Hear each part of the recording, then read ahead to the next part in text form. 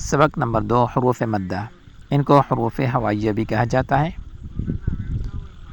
حروف مدہ کل 3 ہیں، الف، واو اور یا۔ ان حروف کو لمبا کر کے پڑھا جاتا ہے، یعنی کھینچ کر پڑھا جاتا ہے۔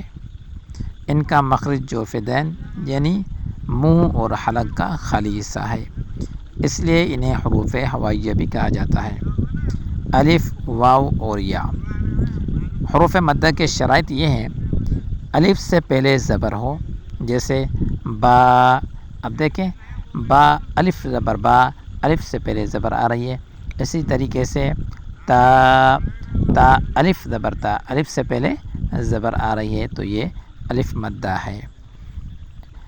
واو مدہ، واو ساکن سے پہلے پیش ہو، یعنی واو کے اوپر جزم ہو اور ان سے پہلے پیش ہو تو وہ واو مدہ ہوگا۔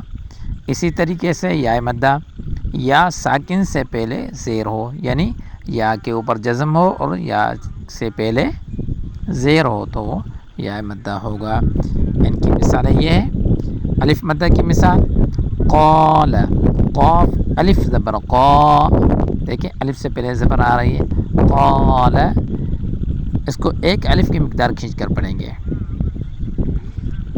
واو مدہ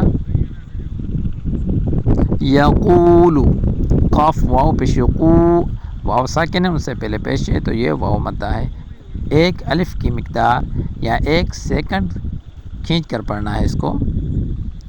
اسی طریقے سے یا مدہ قیل، اس کو بھی ایک الف پڑھیں گے۔